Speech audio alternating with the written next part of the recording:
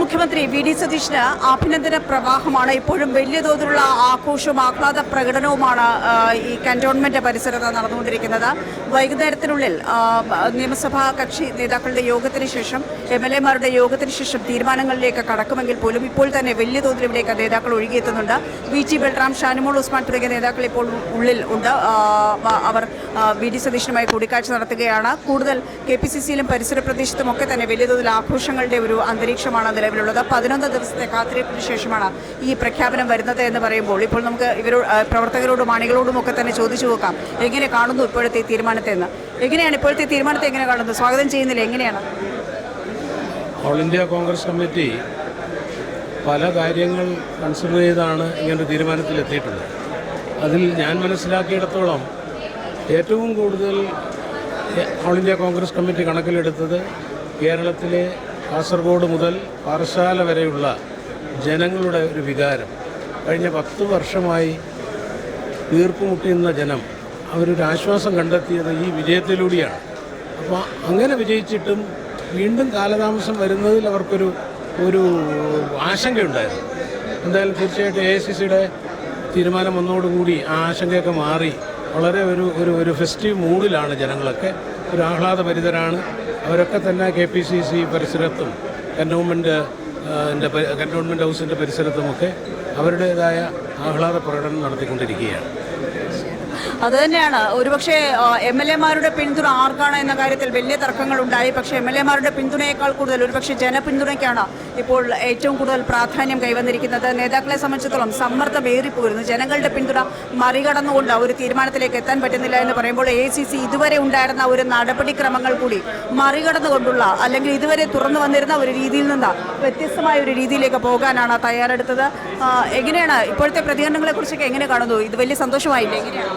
കേരളത്തിലെ ജനങ്ങൾ ആഗ്രഹിച്ച ഒരു തീരുമാനമാണ് കോൺഗ്രസ് നേതൃത്വം എടുത്തത്. അതിന് AICC നേതൃത്വത്തെ സംബന്ധിച്ചിടത്തോളം തികച്ചും ജനകീയമായിരുന്നു. കോൺഗ്രസ് നേതാക്കന്മാരെയും കോൺഗ്രസിൻ്റെ MLA-മാരെയും പരിണിതപ്രജ്ഞരായ സീനിയർ നേതാക്കന്മാരെയും എല്ലാം കണക്കിലെടുത്തുകൊണ്ടാണ് AICC ഇത്തരത്തിലൊരു പ്രഖ്യാപനം നടത്തിയത്. ഇതിൽ AICC-യാണ് ജനങ്ങളെ സംബന്ധിച്ചിടത്തോളം, സാധാരണ പ്രവർത്തകരെ സംബന്ധിച്ചിടത്തോളം, വിവിധ തലങ്ങളിലെ കോൺഗ്രസ് നേതാക്കന്മാരെ സംബന്ധിച്ചിടത്തോളം ഞങ്ങൾക്കൊക്കെ അഭിമാനം AICC-യുടെ തീരുമാനമാണ്. ആ AICC-യുടെ തീരുമാനം അവസരോചിതമായിരുന്നു, ജനഹിതമായിരുന്നു, ജനാഭിലാഷമായിരുന്നു, MLA-മാരുടെ അഭിപ്രായമായിരുന്നു, MLA-മാരാകാൻ പ്രവർത്തിച്ചവരുടെ അഭിപ്രായമായിരുന്നു എന്നുള്ളതാണ് പറയാനുള്ളത്.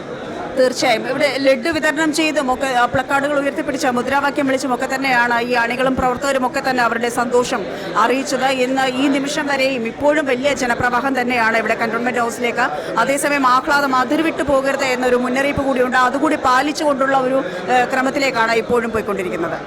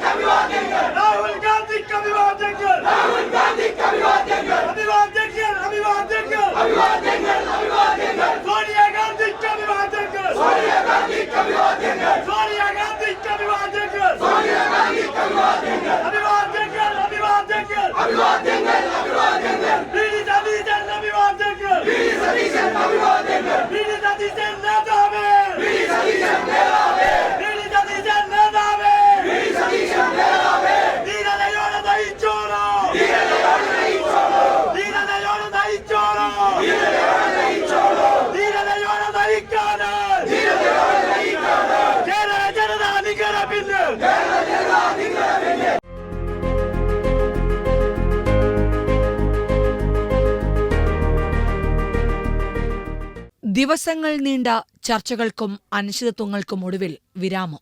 പ്രതിപക്ഷ നേതാവായ വി ഡി സതീശൻ ഇനി കേരളത്തെ നയിക്കും. നിയമസഭാ തെരഞ്ഞെടുപ്പിൽ UDF നേടിയ വൻ വിജയത്തിന് പിന്നാലെ മുഖ്യമന്ത്രി സ്ഥാനത്തെ ചുറ്റിപ്പറ്റി നടന്ന ചർച്ചകൾക്കും നേതൃത്വ തർക്കങ്ങൾക്കും ഒടുവിലാണ് ഹൈക്കമാൻഡിന്റെ അന്തിമ തീരുമാനം. തെരഞ്ഞെടുപ്പ് ഫലത്തിന് പിന്നാലെ ആരാണ് മുഖ്യമന്ത്രി എന്ന ചോദ്യമാണ് കേരള രാഷ്ട്രീയത്തിലെ പ്രധാന ചർച്ചയായിരുന്നത്. 11 ദിവസത്തെ അനിശ്ചിതത്വങ്ങൾക്കൊടുവിൽ ചർച്ചകൾക്ക് വിരാമമിട്ട് ഹൈക്കമാൻഡ് സതീശന്റെ പേരിൽ മുദ്രവച്ചു. KC വേണുഗോപാൽ, രമേശ് ചെന്നിത്തല എന്നിവരുടെ പേരുകളും അവസാനഘട്ട ചർച്ചകളിൽ സജീവമായിരുന്നെങ്കിലും തെരഞ്ഞെടുപ്പിൽ UDFന്റെ മുഖമായി മുന്നിൽ നിന്നതും LDFനെതിരെ ശക്തമായ പ്രചാരണം നയിച്ചതുമാണ് സതീശന് അനുകൂലമായ പ്രധാന ഘടകങ്ങൾ. മുഖ്യമന്ത്രി പ്രഖ്യാപനത്തിന് പിന്നാലെ തലസ്ഥാനത്തടക്കമുള്ള വിവിധ ഭാഗങ്ങളിൽ കോൺഗ്രസ് പ്രവർത്തകർ ആഘോഷം ഗംഭീരമാക്കി. തെരഞ്ഞെടുപ്പിനേക്കാൾ വലിയ കടമ്പകൾ കടന്നാണ് മുഖ്യമന്ത്രി കസേരയിൽ വി ഡി സതീശൻ എത്തിയിരിക്കുന്നത്. 10 വർഷത്തെ ഇടതുഭരണത്തിന് വിരാമമിട്ട് കേരളം ആരുടെ കൈകളിൽ ഏൽപ്പിക്കുമെന്ന ചോദ്യത്തിന് കക്ഷി രാഷ്ട്രീയത്തിൽ നിന്നും മാറി നിൽക്കുന്നവരുൾപ്പെടെ ഉത്തരം കണ്ടത് വി ഡി സതീശനിലാണ്. അതാണ് യാഥാർത്ഥ്യമായത്.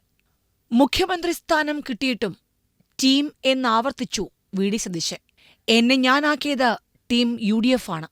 ജനമേൽപ്പിച്ചിരിക്കുന്നത് വലിയ ഉത്തരവാദിത്വമാണ്. ജനങ്ങളോട് പറഞ്ഞതെല്ലാം ഒന്നൊന്നായി നടപ്പാക്കും. പുതുയുഗ സൃഷ്ടിക്ക് കഠിനാധ്വാനം ചെയ്യുമെന്നും പൊതുപ്രവർത്തനത്തിന്റെയും രാഷ്ട്രീയ പ്രവർത്തനത്തിന്റെയും നിർവചനം മാറ്റിയെഴുതുമെന്നും വി ഡി സതീശൻ ഓർമ്മിപ്പിക്കുന്നു. കേരളത്തിലെ പ്രവർത്തനം ഏകോപിപ്പിച്ചത് KC വേണുഗോപാലാണ്. എന്റെ നേതാവ് കൂടിയാണ് രമേശ് ചെന്നിത്തല.